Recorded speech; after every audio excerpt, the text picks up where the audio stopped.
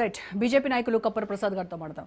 ప్రసాద్ గారు, తెలంగాణ రాష్ట్రంలో ఫీజు రీఎంబర్స్మెంట్కి సంబంధించినటువంటి బకాయిలు కాంగ్రెస్ ప్రభుత్వం అధికారంలోకి వచ్చిన తర్వాత ఇప్పటి వరకు బకాయి పడినటువంటి ఏదైతే అమౌంట్ ఉందో ఇప్పటి వరకు రిలీజ్ చేయలేదు అని చెప్పేసి బీజేపీ దీన్ని పెద్ద ఎత్తున ఒక ఉద్యమం లాగా తీసుకువెళ్తా ఉంది. ఫీజు లడాయి అని చెప్పేసి దీంతో మీరు బీజేపీ లడాయి అని చెప్పేసి మీరు చేస్తూ ఉన్నారు. రైట్. అయితే ఇది ఒక విషయం మాట్లాడదాము. నెక్స్ట్ ఇంకోటి ఏంటంటే మోహన్ గారు కొంచెం మీరు మ్యూట్ లో ఉండండి. మోహన్ గారు కొంచెం మ్యూట్ లో ఉండండి మీరు. ప్రసాద్ గారు, అది ఒక విషయం. అండ్ గ్లోబరీనా అనేటువంటి సంస్థ అది పేరు మార్చుకొని కోఎంట్ ఎడ్యూటెక్ గా మారిన తర్వాత కేంద్ర ప్రభుత్వం పరిధిలో ఉన్నటువంటి సిబిఎస్ఈ ఎగ్జామ్స్ డిజిటల్ వాల్యుయేషన్ కావచ్చు, ఇలాంటి కాంట్రాక్ట్స్ ను దక్కించుకోవడానికి మరి మీరు చూసారు కదా తెలంగాణలో ఏం జరిగిందో 2019లో. అలాంటి సంస్థ అంతమంది విద్యార్థుల జీవితాల ప్రాణాలు తీసి ఉసురు పోసుకున్నటువంటి ఆ సంస్థకి మరి కేంద్ర ప్రభుత్వం ఏ రకంగా కాంట్రాక్ట్లు అప్పచెప్తోంది? ఈ రెండు విషయాలు ప్రధానంగా మాట్లాడదాం మేడం. నమస్కారం అండి.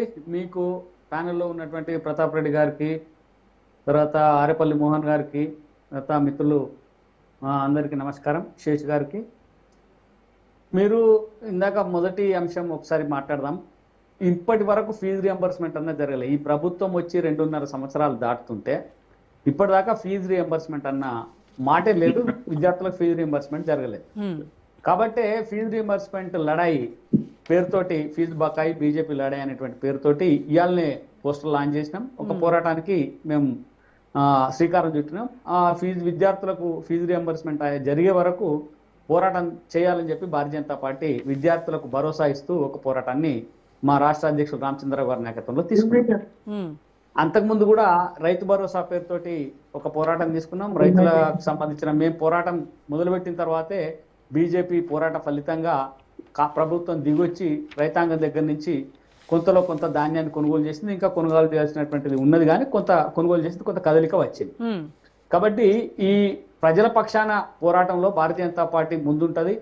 ప్రజల పక్షాన పోరాడడానికి మేము ఎక్కువగా ప్రజల మధ్యలో ఉండి పోరాటం చేయడానికి ఎక్కువ ప్రయత్నం చేస్తా ఉన్నాం అనేది దీనివల్ల స్పష్టమవుతుంది. ఒకటి. తర్వాత గ్లోబరీనా అనేటువంటి అంశం చెప్పినారు. ప్రతాప్ రెడ్డి గారు కూడా స్పష్టంగా చెప్పినారు. గ్లోబరీనా అనేటువంటి గత సంస్థ, గ్లోబరీనా వల్లనే ఇంటర్మీడియట్ విద్యార్థులు చనిపోయినారు, ఆత్మహత్యలు చేసుకున్నారు, వాళ్ళకి తీవ్ర అన్యాయం జరిగింది అనేది స్పష్టంగా ఆ రోజు జరిగినటువంటి సంఘటనలవి. గ్లోబరీనాకి కేటీఆర్ గారికి సంబంధాలు లేని చెప్పి స్పష్టంగా వచ్చింది. అయితే ఈ మధ్యనే కేటీఆర్కి సంబంధించినటువంటి బంధువులు ఒకరు అందులో డైరెక్టర్గా ఉండేటోళ్ళు వారు బయటకు వచ్చిండ్రు అని చెప్పి ఏదో ఒక వార్త వస్తూ ఉన్నాయి. సార్, అది అందులో ఎంతవరకు నిజం ఉన్నది ఏంటి అనేది ప్రభుత్వం విచారణ చేస్తే తేలుతుంది. దాన్ని గ్లోబరీనా తప్పు చేస్తుంటే ఖచ్చితంగా శిక్షించాల్సిందే, దాంట్లో ఏమి ఇబ్బంది ఏం లేదు. అయితే పేరు మార్చుకొని వచ్చింది అంటే మేబీ పేరు మార్చుకొని అక్కడ వాళ్ళు వేరే డైరెక్టర్లను మార్చి మళ్ళీ ఏమన్నా ప్రయత్నాలు చేస్తూ ఉన్నారేమో. దాని మీద కూడా మనం మాట్లాడాల్సినటువంటి అవసరం ఉంది. దాన్ని మనం ఎట్లా పేరు మార్చుకుంది, ఎందుకు వచ్చింది అనేది ఎంక్వైరీలో తేలుతుంది. ఎంక్వైరీలో తేలి దాంట్లో ఏమైనా ఇబ్బందులు ఉంటే ఖచ్చితంగా వాటి మీద చర్య తీసుకుని ఒకటి. రెండో అంశము, కాంగ్రెస్ పార్టీకి కానీ ఇటు గతంలో ఉన్నటువంటి బీఆర్ఎస్ పార్టీకి కానీ విద్యార్థుల గురించి, యువకుల గురించి మాట్లాడేటువంటి అర్హత లేనే లేదు. నేను ఎందుకు అంటున్నానంటే, ప్రతాప్ రెడ్డి గారు మరి లైన్ లో ఉన్నారా లేదా అర్థం కావట్లే. ప్రతాప్ అన్న చాలా పోరాట యోధుడు ఓ రకంగా మేము చెప్తాం. ఎందుకంటే బీఆర్ఎస్ పార్టీ హయాంలో, గతంలో బీఆర్ఎస్ పార్టీ అధికారంలో ఉన్నప్పుడు మొట్టమొదటి బాధితులు ఎవరంటే ఇప్పుడు ఉన్నటువంటి ఉంటారు ప్రతాప్ రెడ్డి గారే. వాళ్ళ గ్రామానికి సంబంధించినటువంటి యువకుడు ఉస్మాన్ యూనివర్సిటీలో ఆత్మహత్య చేసుకుంటే ఆయన చూడ్డానికి పోతే ప్రతాప్ రెడ్డి గారిని అప్పటి ప్రభుత్వం ఎంత దాష్టికం చేసింది, ఎన్ని రకాలుగా వేధించింది, ఆయన అంటే చనిపోయే పరిస్థితులకు తీసుకొచ్చినటువంటి పరిస్థితి గతంలో ఉన్నది. ఆ పరిస్థితి నుంచే అప్పుడు మా ఉస్మాన్ యూనివర్సిటీలో ప్రతాప్ రెడ్డి గారి పైన దాడి, అప్పుడు ప్రభుత్వం చేసినటువంటి దాడిగా చూస్తూ ఉంటే అది చాలా దారుణం. మరి ఇప్పుడు మళ్ళీ ప్రతాప్ రెడ్డి గారు మరి అవన్నీ మర్చిపోయినారా ఏంది నాకు అర్థం కాలే. మళ్ళీ వారు ఇప్పుడు ప్రస్తుతం ప్రభుత్వాన్ని బీఆర్ఎస్ పార్టీలో అదే చెప్తా ఉన్నా. రాజకీయంగా జరిగినటువంటి మార్పుల మీద పెద్ద నేను వ్యాఖ్యానం చేయదలుచుకోలేదు. కాకపోతే ఒకటైతే స్పష్టంగా చెప్తాం, గత ప్రభుత్వం చేసినటువంటి దాష్టికానికి మొట్టమొదటి బలైనటువంటి వ్యక్తి వంటేరు ప్రతాప్ రెడ్డి గారు. అప్పటి నిరుద్యోగులకు ఉద్యోగాలు లేవనేటువంటి పేరుతోటి వాళ్ళ స్వగ్రామానికి సంబంధించినటువంటి యువకుడు ఉస్మాన్ యూనివర్సిటీలో ఆత్మహత్య చేసుకుంటే ఆ శవాన్ని చూడ్డానికని పోతే కూడా చూడనీయకుండా అప్పటి ప్రభుత్వం అడ్డుకొని ఈయనను విపరీతంగా ఆ పోలీసులు వేధించినటువంటి సంఘటన తెలుసు. తర్వాత ఆ పిల్లగాడి యొక్క ఆ మన ఏంది శవయాత్రలో పాల్గొందామని చెప్పి నేను ఆ ఊరికి పోతే కూడా నన్ను కూడా అరెస్ట్ చేసి అక్కడ పోకుండా అడ్డుకున్నటువంటి సందర్భం గత పాలనలో ఉన్నది. అంటే గత బీఆర్ఎస్ ప్రభుత్వంలో అనేక రకాలైనటువంటి దాష్టికాలు, అనేక రకాలైనటువంటి దౌర్జన్యాలు, పోలీసుల చర్యలు, అనామకంగా మనం చూస్తే ఇసుక మాఫియాను అడ్డుకున్నందుకు లారీలు ఎక్కించి చంపినటువంటి సంఘటన, రైతులకు బేడులేసినటువంటి సంఘటన, దళిత యువకులను జైల్లో పెట్టినటువంటి సంఘటనలు, ఇలా చెప్పుకుంటూ పోతే గత ప్రభుత్వం చేసినటువంటి దాష్టికాలు ఇంకా ఏ ప్రభుత్వాలు ఇప్పటిదాకా చేయలేదు. కాబట్టి మేము అంటా ఉన్నాం ఏంటంటే అప్పటి ప్రభుత్వానికి, అప్పటి బీఆర్ఎస్ పార్టీకి కానీ ఇప్పటి కాంగ్రెస్ పార్టీకి కానీ విద్యార్థుల గురించి కానీ యువకుల గురించి కానీ నిరుద్యోగుల గురించి కానీ మాట్లాడేటువంటి అర్హత లేదు అనేది మేము స్పష్టంగా చెప్పాలి. బీజేపీకి ఉందా కపర్ ప్రసాద్ గారు? బీజేపీకి ఉందా అర్హత? బీజేపీకి అర్హత ఉండి బీజేపీ కనుక ఆ చిత్తశుద్ధి ఉంటే మరి ఢిల్లీలో అంత ఆ రేంజ్ లో ప్రొటెస్ట్లు ఎందుకు జరుగుతున్నాయి? యువతంతా రోడ్లు ఎక్కేసి చెప్పండి. అక్కడికి వస్తున్నాను.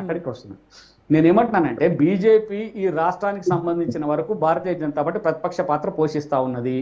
ఆ రెండు పార్టీల యొక్క పాలనను ఈ రాష్ట్ర ప్రయాణికం చూసిండ్రు.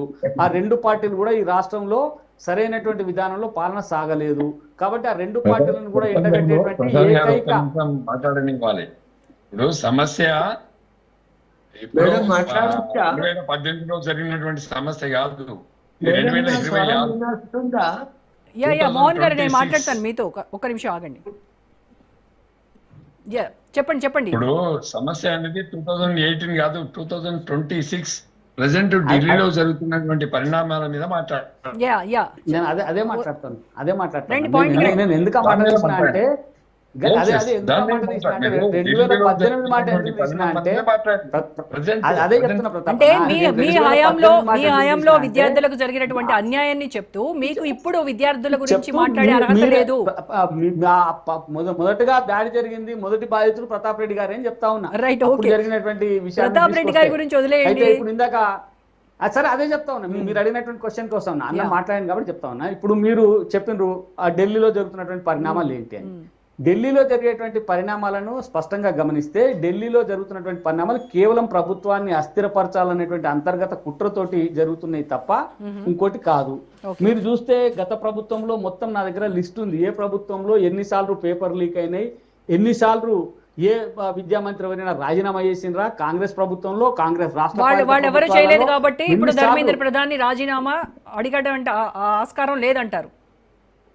నేను అడగడం ఆస్కారం లేదని నేను అనట్లేదు. అడగడానికి పద్ధతి ఉంటుంది. ప్రస్తుతం వర్తమానంలోకి వద్దాం సార్, దయచేసి ప్రసాద్ గారు. లేదు, నేను అడిగిన దానికి సమాధానం చెప్పండి. మీరు క్వశ్చన్ వేసిండ్రు, నన్ను జవాబు చెప్పనివ్వండి. You are beating around the bush Prasad garu. ఏం లేదు నేను కరెక్ట్ గా వస్తున్నాను. నేను గత ప్రభుత్వము కాంగ్రెస్ పార్టీ ప్రభుత్వంలో జరిగినన్ని పేపర్ లీకులు ఎన్ని జరిగినాయి, ఎన్నిసార్లు అప్పుడు రాజీనామా చేసిండ్రు, ఒకటి. రెండో అంశం ఏమంటున్నానంటే రాజీనామా చేయమని అడగడంలో ఎలాంటి ఇబ్బంది లేదు, ప్రశ్నించాల్సినటువంటి హక్కు ప్రతి పౌరుడికి ఉంటది. అయితే దానికి ఒక పద్ధతి ఉంటది. ఆ పద్ధతి లేకుండా మాట్లాడుతున్నటువంటి సందర్భం ఉంది కాబట్టి ఇలా ఇష్యూ వస్తా ఉంది. ఇలా నీట్ జరిగింది, నీట్ జరగంగానే క్వశ్చన్ పేపర్ లీక్ అయినటువంటి విషయం బయటకు వచ్చింది. బయటికి రాగానే ఆ పరీక్షను రద్దు చేసి వెంటనే పరీక్ష పెట్టి పరీక్షలో పాస్ అయినటువంటి విద్యార్థులకు ఇంటర్వ్యూలు కూడా చేసి పూర్తి చేయడం జరిగింది. దానికి సంబంధించి 13 మంది వ్యక్తులు ఎవరైతే దానికి పాల్పడ్డారో వాళ్ళపైన చర్యలు తీసుకున్న వాళ్ళు జైల్లో ఉన్నారు. ఓకే, అంటే నేను అడిగేది ప్రసాద్ గారు, ఒక్క నిమిషం. ప్రసాద్ గారు, నీట్ లీక్ జరిగినటువంటి మాట వాస్తవం, పేపర్ లీక్ అయినటువంటి మాట వాస్తవం, దానికి బాధ్యులైనటువంటి వాళ్ళని జైల్లో పెట్టినటువంటి మాట వాస్తవము. రీ ఎగ్జామ్ పెట్టారు, మళ్ళీ రిజల్ట్స్ వచ్చాయి, కౌన్సిలింగ్ జరుగుతూ ఉంది, అంత సవ్యంగా ఉంది. కానీ మరి ఇదేమీ ఫస్ట్ టైం కాదు, ఇదే లాస్ట్ టైం అని కూడా గ్యారంటీ లేదు పేపర్ లీక్ అవుతుంది అనేది.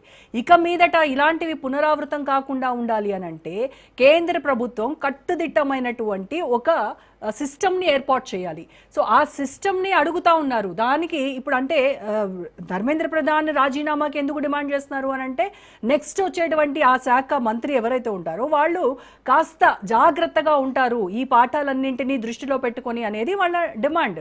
ఇప్పుడు నైతిక బాధ్యత వహించాల్సినటువంటి అవసరం ఉందా లేదా? నేను అదే చెప్తాను, నైతిక బాధ్యత ప్రభుత్వం వహించింది కాబట్టి 13 మందిని జైల్లో పెట్టినాం, దాని మీద విచారణ జరిపినాం, ఇంకా సిబిఐకి అప్పచెప్పినాం. సిబిఐ దానిపైన విచారణ చేసి ఒక రిపోర్ట్ ఇవ్వాల్సినటువంటి అది పరిశీలన నడుస్తా ఉన్నది. ఒకటి, వీళ్ళు ధర్మేంద్ర ప్రధాన్ అనేటువంటి వ్యక్తి ఎందుకు రిజైన్ చేయాలంటున్నంటే దీని వెనక లీకు కేసు ఇది కాదు. ధర్మేంద్ర ప్రధాన్ విద్యా వ్యవస్థలో పలు రకాలైనటువంటి మార్పులు తీసుకురాబోతా ఉన్నారు కాబట్టి ఆ మార్పులు నచ్చనటువంటి వ్యక్తులు అర్బన్ నక్సలైట్లు ఈ దేశంలో అల్లకల్లోలను సృష్టించాలనేటువంటి పేరుతోటి బయట దేశాల నుంచి సహకారం తీసుకున్నటువంటి కొన్ని సంస్థలు చేస్తున్నటువంటి కృత్రిమమైనటువంటి ఉద్యమం ఇది. ఈ కృత్రిమమైనటువంటి ఉద్యమంలో కొందరు యువకులు అమాయకులు వాళ్ళ మాటలు నమ్మి అందులో పాల్గొంటా ఉన్నారు, బలైపోతా ఉన్నారు. ఈ కృత్రిమమైనటువంటి ఉద్యమానికి బలి కావద్దని చెప్పి మేము కోరుతా ఉన్నాం. ఒకటి. రెండోది, మీరు అన్నట్టు స్పష్టంగా పోరాటం చేసేటువంటి హక్కు అందరికీ ఉంది. దాని భారతీయ జనతా పార్టీ కూడా పోరాటం చేసేటువంటి హక్కును గౌరవిస్తుంది, ప్రశ్నించేటువంటి హక్కును గౌరవిస్తుంది. ప్రశ్నకు సమాధానం పార్లమెంట్ లో ఇప్పుడు రాహుల్ గాంధీ గారు పార్లమెంట్ లో ప్రశ్నించకుండా పోయి ప్రధాని నరేంద్ర మోదీ గారి ఇంటి ముందర ధర్నా చేస్తా ఉన్నారు. మీరే చెప్పారంట కదా అక్కడ చేయమని. జరుగుతుంది పార్లమెంట్ లో. మీరే చెప్పారంట కదా అక్కడ కూర్చొని చేయమని. సరే, ఇప్పుడు అది మేం చెప్పినామా మేం చెప్పలేదు అనేది తేలుతుంది. దానికి మాకు దేశవ్యాప్తంగా మాకు ఉండబడేటువంటి ఏకైక ప్రతిపక్షం కాంగ్రెస్ పార్టీ. మరి కాంగ్రెస్ పార్టీ మేము కలిసిన తర్వాత కాంగ్రెస్ బీజేపీ కలిసింది అంటే ఇంకా అంతకంటే అర్థం లేని ఆరోపణ ఇంకేమన్నా ఉంటుందా? కాంగ్రెస్ బీజేపీ కలిసింది అంటే అంతకంటే అర్థం లేనటువంటి ఆరోపణ ఇంకోటి ఉండదు. ఇంకోటి, సిజేపీ అనేది కాక్రోచ్ జనతా పార్టీ అనేది పొలిటికల్ పార్టీ కాదు. వాళ్ళు కొందరు వ్యక్తులు చేసినటువంటి ఒక సంస్థ కూడా కాదు, మన సోషల్ మీడియాలో ఒక ప్లాట్ఫామ్, సోషల్ మీడియాలో ఒక పేజ్, ఒక ప్లాట్ఫామ్. సరే, దానికి కొంత యువకులు ఆకర్షితులైతే వాళ్ళు చెప్పేటువంటి మాటలు అందులో వచ్చేటువంటి దానివల్ల కొంత ఆకర్షితులై చేస్తుండొచ్చు. అయితే ఇందాక ప్రతాప్ రెడ్డి గారు చెప్పింది ఏంటంటే భారతీయ జనతా పార్టీ కాంగ్రెస్ కొట్టుకుపోయి సిజేపీ వస్తుందని చెప్పి వీళ్ళు ఊహిస్తా ఉన్నారు. దీన్ని ఎట్లా అర్థం చేసుకోవాలి మనం? సిజేపీ అనేది ఇప్పటిదాకా అది పార్టీ కాదు, సోషల్ మీడియాలో ఉన్న ఒక ప్లాట్ఫామ్, ఒక పేజ్. అంటే వాళ్ళు చేస్తున్నది శ్రీలంక, బంగ్లాదేశ్, నేపాల్ అక్కడ జరిగినటువంటి జెన్జీ ఉద్యమాలకు దీనికి లింక్ పెడుతున్నారు. నేను అదే చెప్తున్నాను. నేను అక్కడికి వస్తున్నా. జెన్జీ అంటే జెన్జీ కేవలం కాక్రోచ్లే జెన్జీ కాదు. జెన్జీలో కాక్రోచ్లు లేరు. జెన్జీ అనేది మొత్తం భారతదేశం యొక్క సమగ్రతను, అభివృద్ధిని కాంక్షించి, భారత మాత యొక్క అభ్యున్నతిని కాంక్షించే వాళ్ళు జెన్జీ యూత్ అంతా భారతదేశంలో భారతదేశ అభ్యున్నతి. అక్కడ ఉన్నది మాకు మీరు ఒక నిమిషం సమయం ఇవ్వాలి. క్వశ్చన్ అడిగిన సగంలోనే ఓకే అంటే కుదరదు. ఎందుకంటే చాలా ఇంపార్టెంట్ క్వశ్చన్ అడిగినారు. అక్కడ ఎవరైతే ఇప్పుడు అక్కడ జెన్జీ పేరుతోటి ఎవరైతే కాక్రోచ్ జనతా పార్టీ ప్లాట్ఫామ్ మీద చేస్తా ఉన్నారో, ఒకరేమో త్రివర్ణ పతాకాన్ని పట్టుకుంటారు, ఒకరేమో భారత మాతకి జై అంటారు అదే స్టేజ్ మీద, ఒకరేమో భారత మాతకు భర్త ఎవరు అని అడుగుతారు. ఏంటండి ఇది? ఒకరేమో భారత మాతకు జై అంటారు, ఒకరు త్రివర్ణ పతాకం పట్టుకుంటారు, ఒకరు వందే మాత్రం అంటారు, ఇంకొకరు భారత మాతకు భర్త ఎవరు అని ఒకరు చెప్తారు. ఈ దేశాన్ని విచ్ఛిన్నం చేయాలి అంటారు, 370 ఆర్టికల్ను మళ్ళీ తేవాలి అంటారు, కాశ్మీర్ మనది కాదు అంటారు. అంటే ఇట్లాంటి విభిన్నమైనటువంటి వ్యక్తుల యొక్క కలయిక అది. కాబట్టి ఈ విభిన్నమైనటువంటి వ్యక్తుల కలయిక కాబట్టి ఇది దేశానికి వ్యతిరేకంగా జరుగుతున్నటువంటి ఒక కుట్రగా దేశ ప్రజానీకం భావిస్తా ఉన్నారు. ఈ జెన్జీ ఉద్యమం కాదది. ఏదో కొంతమంది కొన్ని వేల మంది వచ్చి అక్కడ ఈ వీళ్ళ ఆలోచనలకు మద్దతుగా ఉంటే అది కాదు. ఇంకోటి చెప్పాల్సింది ఏంటంటే, ఎవరైతే భారతీయ జనతా పార్టీ విధానాలను వ్యతిరేకించినటువంటి వామపక్ష భావజాలం కలిగినటువంటి వ్యక్తులు ఉన్నారో వాళ్ళే అక్కడ ఉన్నారు. కేవలం పైన ఒక బ్యానర్ మారింది తప్ప ఇప్పటిదాకా బీజేపీకి వ్యతిరేకంగా కొట్లాడుతున్నటువంటి వాళ్ళు, ఈ ప్రభుత్వానికి వ్యతిరేకంగా కొట్లాడుతున్నటువంటి వాళ్ళే అక్కడ ఉన్నారు తప్ప వ్యక్తులు వాళ్ళే తప్ప ఓన్లీ బ్యానర్ మారింది. కొత్త సీసాలో పాత సారా లాగా మాత్రమే ఉన్నది. గమనించాలని చెప్పి. మోహన్ గారు నమస్కారం అండి. మోహన్ గారు, కాంగ్రెస్ పార్టీ బాగున్నాం అండి. కాంగ్రెస్ పార్టీ అధికారంలోకి వచ్చి 2.5 ఏళ్ళు